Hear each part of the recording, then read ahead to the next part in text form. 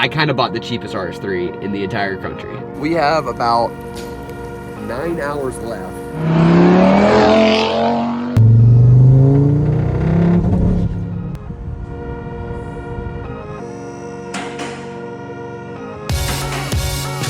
Today, guys, I have a video for you that I've been trying to make for the last 7 years. And I am super excited and cannot be more happy than to share that I bought my dream car. So let's go get in it.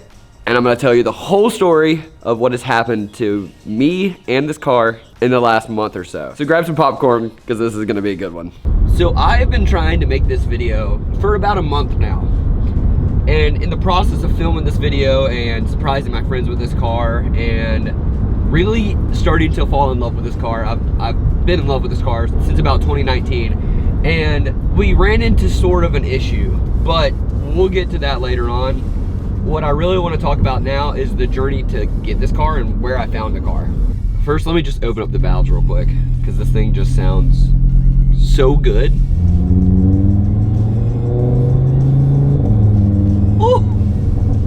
And the pops, so good.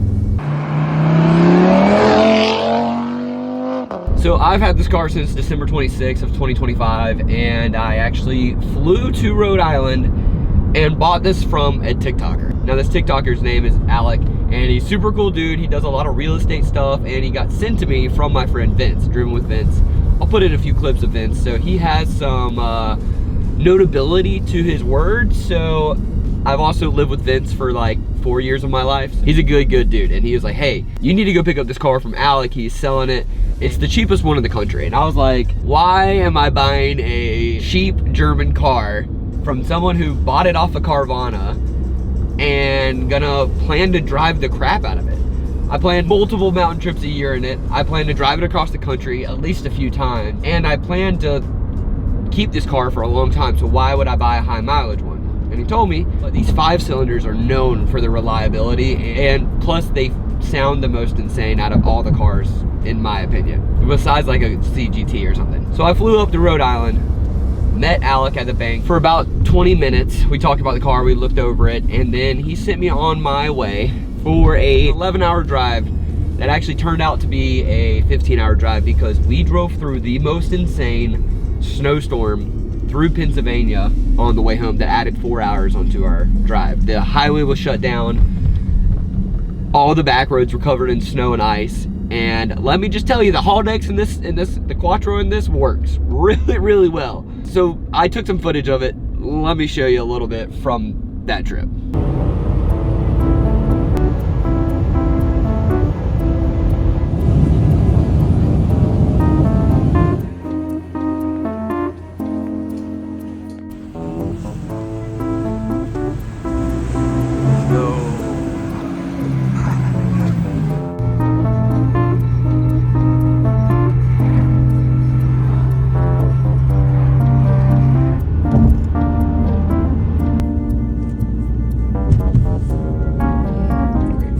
We are in the middle of nowhere, Pennsylvania, and we are sitting here with my new car sitting right next to me, and it's snowing, it's sleeting. That's right, guys, we have a 2019 RS3 now, and she is doing good in the winter. Haldex is working great.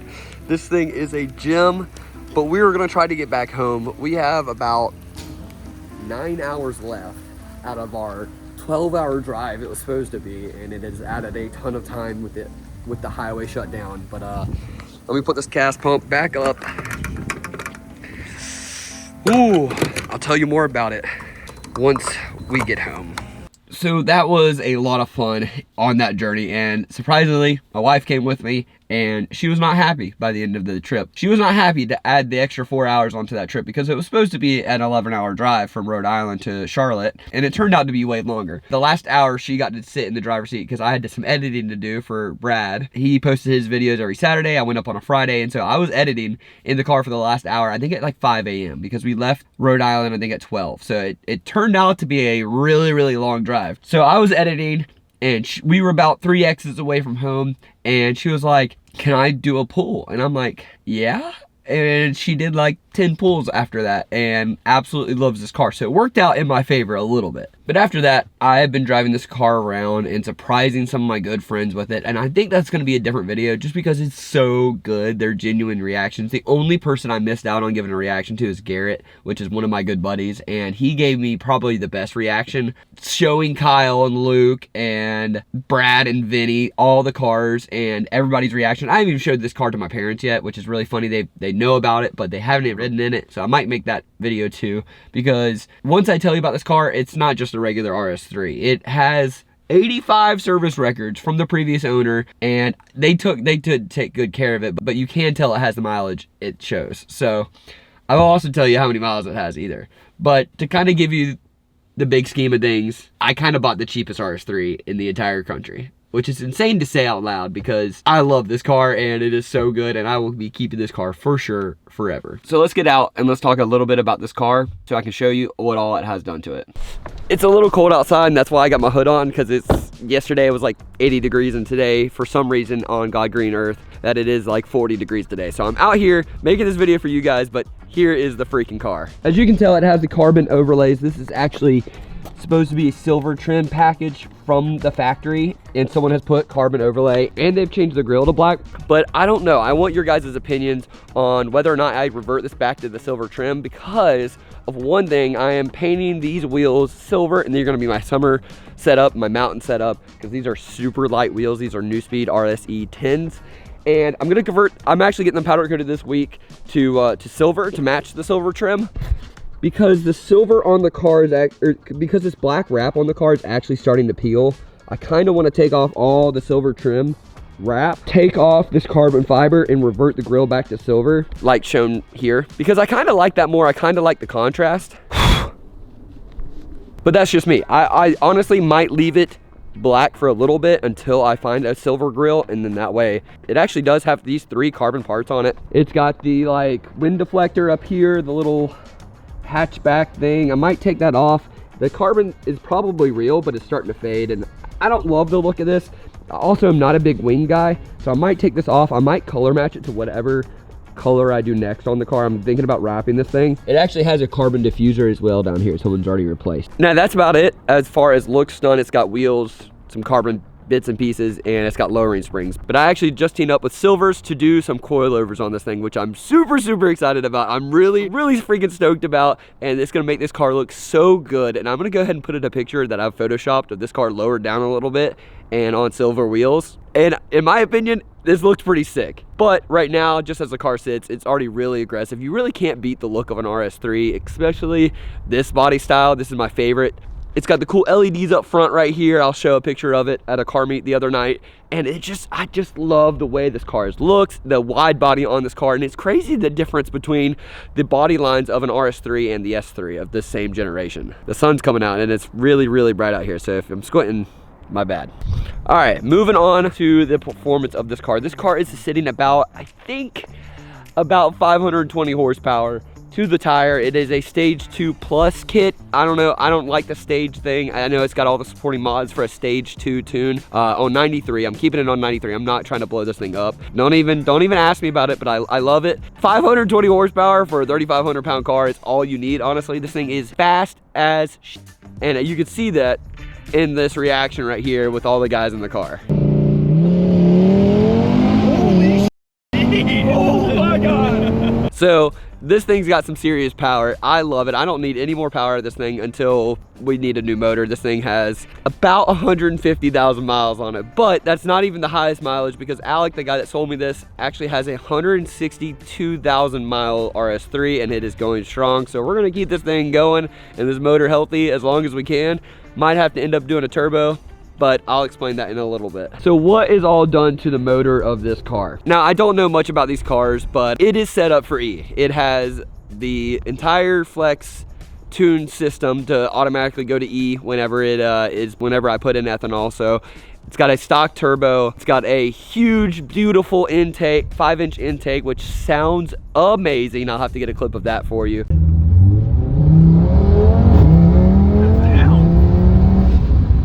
But it also has a full, I think, catback titanium exhaust, or axleback titanium exhaust, and it sounds freaking wicked.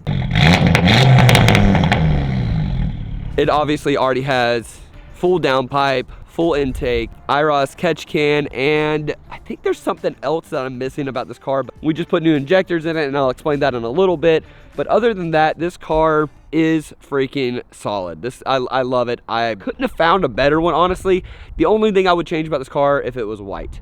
I've had so many vehicles that were this dark gray. Gray is cool. I do like it. It does look sinister, but I'm more of a clean, fresh, like silver or white, or even like the blue that these cars come in are super, super sick. Now, let me give you a little backstory on a couple weeks ago, the reason why you're just now seeing this video. I know you've probably seen this car on my Instagram, and I know you've probably seen this car in Kyle's video, which you guys really perceived well and love this car. I love that you guys are excited about this car as well with me, but I hope you guys are excited here too, because this car kind of scared the crap out of me. Now, the other week I was getting dinner with my friends Ty, Lindsay, and Vince, and on the way out, you know, we're car people. We're gonna get on it. We're gonna get into boost. We want to hear the turbo sing.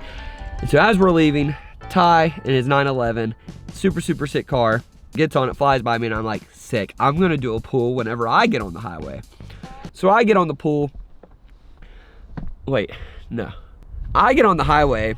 I get on it. I get into boost. It sounds so crispy because it's like boost weather, right? And I hear a noise, and it scared my heart to pieces, because I've only had this car at that time at like 2 weeks. So I've only gotten to drive it around a handful of times. I got really scared. It started going like it started like sounded like rod knock a little bit, and it kind of scared me. So I pulled off on the highway. I get Vince to hop in the car with me, and we take this video. Right after we took that video, I slowed down, came to a stop, and as we came to a stop, the car shuts off completely. And there's no bang, there's no crazy sound. And so we get out, and I take this video.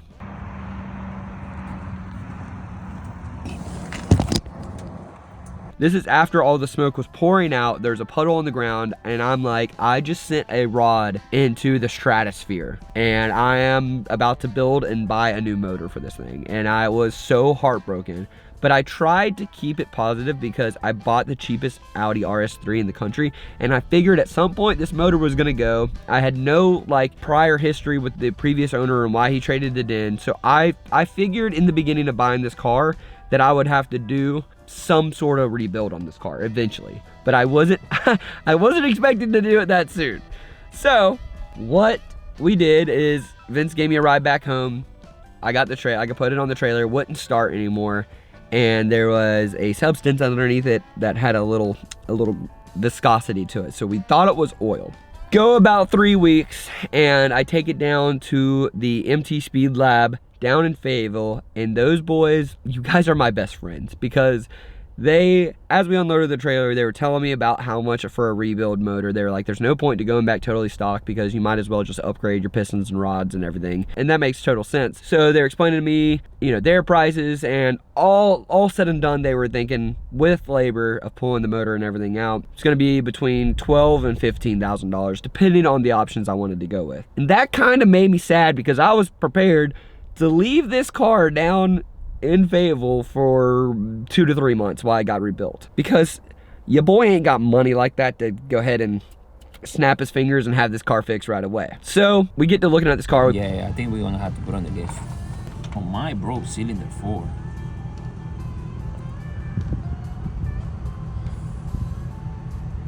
But on this one, I don't see anything yet.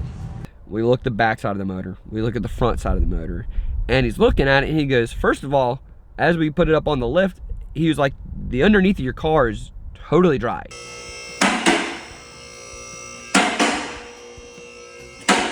So we haven't spotted the hole yet. I don't see a hole in the back, so let's hope there's not in the front. There's not in the front. Come on, stay with us. It's just leaking a lot. Where's it leaking from? Right here, fuel. No, that one, when you turn it on, I told you, it sounds really loud, his fuel pressure. Maybe he brought a line that goes to the fuel rail, that one that always breaks. He blew up his TTRS, and there was oil on the back of the car because he drove a mile with the hole in the motor of his car. So we're not seeing any oil, and we're not finding a hole in the block. And to me, I'm like, guys, we're gonna find it, and then we're gonna be like, oh no. And they were hyping me up about, I don't see a hole. And I was like, don't get me like hopeful. I'm the biggest person to get overly excited and then to get let down. That is my personality, and that is me. All right, so Matt doesn't know how to record. You want me to turn it off? Yeah, turn it off. If I drive this on the trailer, I'm gonna shake both of your hands very aggressively. You might just need one. This one has like maybe 40,000 miles. So. Hey man, that's nothing for this motor. The only bad thing is that I have an appointment. Just running on 93. If you're running on 93, you should be good. So we didn't find a hole in the block, and I was so relieved. But the question still is why this car wasn't running. And then took off the fuel rail and noticed that one of the DIs was completely blown out. And noticed that they pulled out the DI, and noticed that the seal was completely obliterated into like Kingdom Come. So what it ended up doing was buying some of his old DIs that had like 30,000 miles on them that were still in really good condition. They cleaned them up for me. They put them in a cleaner and ultrasonic blasted them. So we put them back in, and about an hour later of putting everything back together, I mean, they had everything off this car. It had the potential to start to run again. That's the only thing you worry about.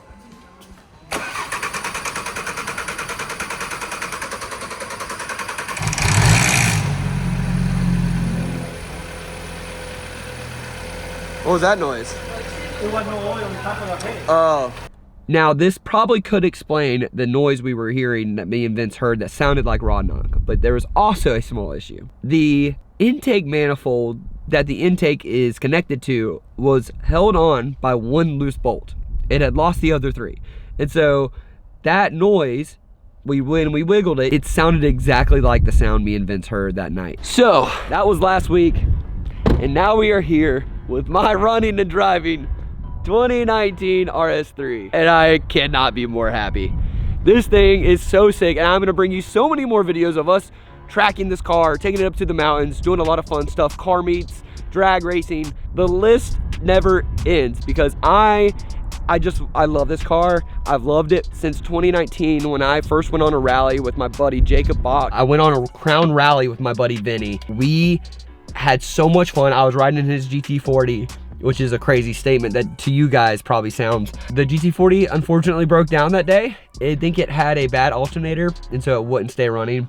And what happened was I conveniently got to put in the back seat of an RS3 and did like 4 days in the back of an RS3 going well above posted speed limits, sideways in corners, and I saw how much fun this little compact car could have, and I was freaking sold. And that was, I think, the fall of 2019, and I could not have wanted one anymore. And over the past 7 years now, I have wanted one, and I've worked towards one, and so happy to tell you that I got it done last year is beyond me. And having this car right here literally brings out the little kid in me, and so I'm really excited. I hope you guys are too.